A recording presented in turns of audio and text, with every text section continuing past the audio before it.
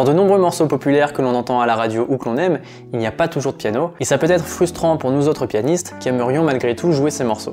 Eh bien j'ai une bonne nouvelle pour vous, car même s'il n'y a pas de piano dans un morceau, il y a toujours moyen de l'adapter à notre instrument fétiche. Et c'est ce que je vous propose de voir dans cette vidéo avec l'exemple du morceau Jammin' de Bob Marley. Je vais vous montrer les 7 étapes essentielles pour passer d'un morceau de pop, rock, reggae, variété à un superbe arrangement de piano. Alors sans plus attendre, on passe au piano et c'est parti pour la première étape. Étape 1, trouver les accords. C'est évidemment la base pour déchiffrer un morceau et l'adapter au piano, c'est de comprendre sa structure et son harmonie par le fait de repérer les accords. Vous pouvez soit le faire à l'oreille, ça se fait bien avec un peu d'entraînement, et sinon vous pouvez trouver les accords sur internet, d'autres personnes les ont souvent relevés pour vous, et c'est ce que j'ai fait pour vous dans cette vidéo. Les accords sont Si mineur 7, Mi 9, Sol et Fa dièse mineur 7. Alors si vous voyez ces infos comme ça, vous pouvez déjà les jouer dans leur position fondamentale. On viendra faire des petites modifications un peu plus tard. Ce qui nous donne Si mineur 7, Mi avec une neuvième, Sol majeur et Fa dièse mineur 7. Étape 2, trouver la mélodie. Maintenant, on va chercher la mélodie principale, et la mélodie principale dans ces morceaux avec un chanteur, c'est très souvent la voix du chanteur, la voix principale. Donc pour ça, ça demande de bien connaître le morceau et l'air du morceau, qui pourrait être d'ailleurs une étape préliminaire bonus, avoir bien écouté le morceau suffisamment de fois et bien connaître l'air. Et même si vous ne connaissez pas les paroles, vous pouvez au moins fredonner l'air, en l'occurrence Jammin', Jammin', na na na na na na na na. Maintenant, il faut être capable de le retrouver sur le piano. Sur ce genre de morceau, ce n'est pas très compliqué, l'air est plutôt simple, et la méthode pour le faire est simplement de chanter, et puis de trouver chaque note correspondante à chaque changement dans la mélodie. Alors vous vous dites peut-être, oui, mais moi je n'ai pas d'oreille, etc. Alors oui, d'accord, mais l'oreille c'est comme tout, ça s'entraîne, et ici je ne vous demande pas d'être capable de jouer parfaitement la mélodie du premier coup, mais plutôt de tâtonner sur les différentes touches jusqu'à ce que vous trouviez chaque note.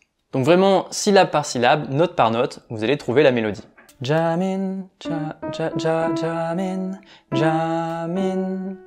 jammin', na na na na na, na na na. Ça vous demandera sûrement de pas mal tâtonner, mais vous finirez par y arriver. Na na na na na na, na na na na na na, na na, na na, na na, na na na na na na. Je vous ai passé le process un petit peu rapidement, mais vous avez compris l'idée. Ça vous prendra sûrement du temps, mais une fois que vous l'avez, et ça vous facilitera la suite. Étape 3, accorder les accords avec la mélodie. Maintenant qu'on a les accords et la mélodie, on va faire en sorte de faire matcher les deux. Et pour ce faire, on va faire en sorte que les accords aient toujours la note de la mélodie en haut. C'est-à-dire que la note la plus aiguë de l'accord matche la mélodie. Vous voyez que nos deux premières notes, ce sont celles-ci, les premières notes de la mélodie. Et Si mineur 7, vous vous souvenez, on jouait comme ça. Et du coup, plutôt que de le jouer comme ça, on va le réorganiser pour qu'il colle bien avec ces deux notes. Et pour ce faire, on va utiliser des renversements d'accords et changer l'ordre des notes. En l'occurrence, on va baisser cette note ici. Et vous voyez que ça matche avec la mélodie. Jammin'.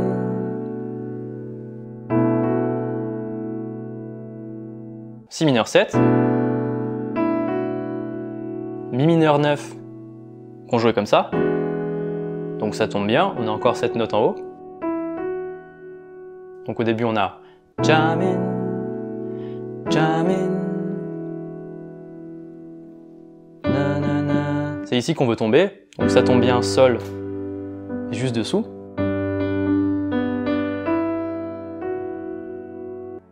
Et ici, on va pouvoir caler notre accord de Fa dièse mineur 7, juste ici.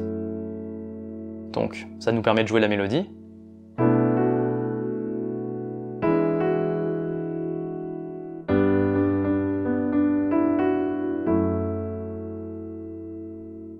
Pour la suite de la mélodie, on avait Jammin', Jammin', na na na na na na na. Donc là, ça nous demandera de réorganiser les accords. Les premiers, ça marche toujours. Jammin', Jammin'. Et ici, pour Sol majeur, je pense que je vais le jouer comme ça. Je joue quand même l'accord ici, mais je joue Également la fondamentale, cette note ici. Vous pourriez simplement faire ça. Vous voyez, c'est le même accord, mais avec un renversement plus loin.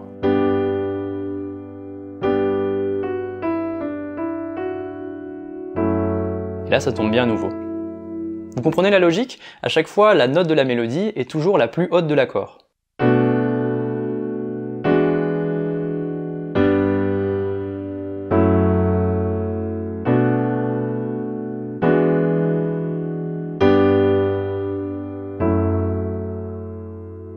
Et tout de suite, ça sonne mieux. Étape 4 et dernière étape pour les pianistes qui souhaitent s'accompagner au chant, c'est simplement de chanter les paroles par-dessus.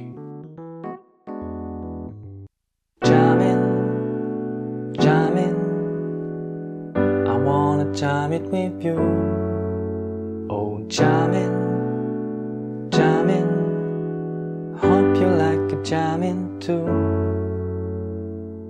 D'ailleurs, j'en profite pour vous dire que si votre objectif au piano est de vous accompagner au chant, sachez que vous trouverez 50 tutoriels complets comme celui-ci dans ma toute nouvelle méthode Le Répertoire, dans laquelle vous allez pouvoir apprendre à vous accompagner en piano-chant et vous construire un vrai répertoire de chansons pop, rock, variété, reggae, soul. Vous pourrez apprendre 50 morceaux à travers 50 tutoriels complets où je vous décortique chaque morceau de A à Z en passant par les accords, leur renversement, comment et quand plaquer les accords, quel rythme utiliser. Et à chaque fois, je vous mettrai des fiches récapitulatives avec les positions d'accords et les tablatures que vous pourrez télécharger. Les inscriptions ont lieu cette semaine pour la première fois et le prix de l'inscription est à moins 50% pour les premiers inscrits. Vous trouverez toutes les informations dans le premier lien qui se trouve en description de la vidéo. Allez, on retourne à la vidéo et on passe à l'étape 5, jouer les accords et la mélodie en même temps. Si vous souhaitez jouer la mélodie au piano plutôt que de la chanter, alors il vous faudra jouer les accords et la mélodie en même temps à la main droite.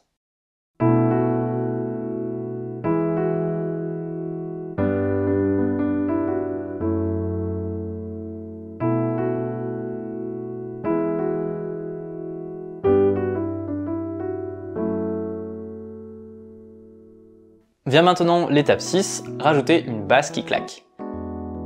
Depuis le début, notre main gauche ne fait pas grand chose, à part jouer la fondamentale de chaque accord, c'est-à-dire la note qui donne son nom à l'accord, donc Si, Mi, Sol et Fa dièse. Mais on va pouvoir rajouter du mouvement à gauche et rajouter 2-3 éléments. Notamment, je vous propose de jouer quelques notes façon walking bass. Donc on va commencer sur Si, et puis plutôt que d'aller directement sur Mi, on va approcher cette note avec un chromatisme en passant par Ré, Ré dièse et Mi. Je vous le refais. Avec les accords.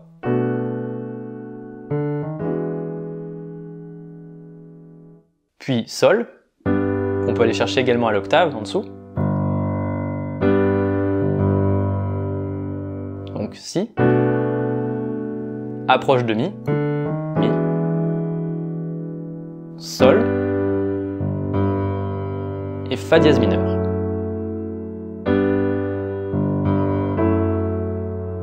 Vous voyez, vous sentez comme ça groove plus. On a Si.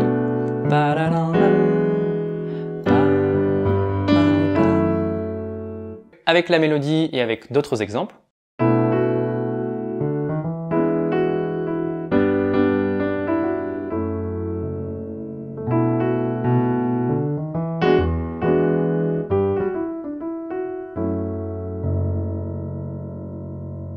Là-dessus, je vous recommanderais de bien expérimenter, de faire vos propres expériences.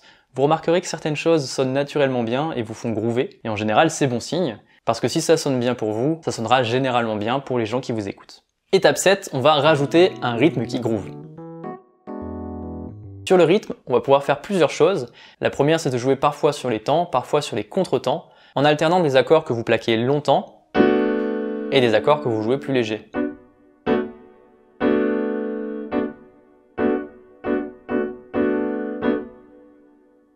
Je vous le fais sur tous les accords.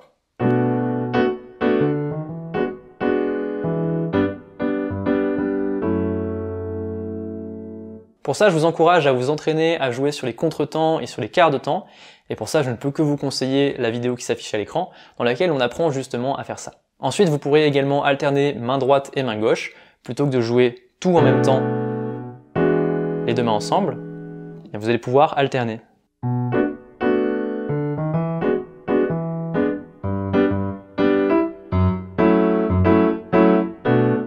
Et de manière générale, imprégnez-vous de l'atmosphère de ce que vous jouez, du titre d'origine qui a son propre style, donc en l'occurrence un morceau de reggae, avec beaucoup de jeux sur les contretemps, etc. Mais vous pouvez aussi l'interpréter dans un tout autre style. Le tout, c'est d'assumer pleinement votre interprétation, votre vision du morceau, et d'y aller vraiment avec une vraie intention dans le jeu. À ce stade, avec ces 7 étapes, vous avez déjà un super résultat, mais je vous en ai rajouté 2 bonus qui sont propres au piano et qu'on va pouvoir tirer à notre avantage. Étape 8, profitez du fait qu'on soit pianiste pour jouer des notes de passage. Et oui, car quand vous plaquez chaque accord, vous avez en fait sous les doigts plein de notes individuelles que vous pouvez jouer une seconde fois. Donc entre 2 accords, vous pouvez tout à fait jouer l'un de ces doigts, puis passer au suivant.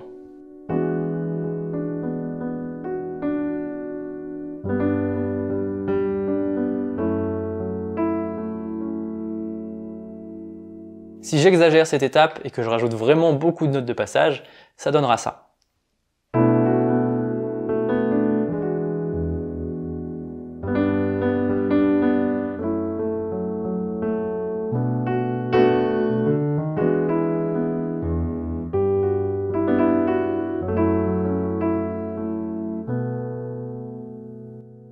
Ça c'est vraiment propre au piano et ça va permettre d'enrichir la mélodie. Étape 9, changer le son du piano pour s'amuser.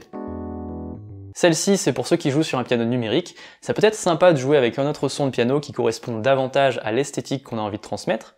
C'est quelque chose que je fais souvent quand je joue sur un piano numérique, et j'aime bien en général mettre des sons de piano électrique. Ça rajoute tout de suite un grain spécial au morceau.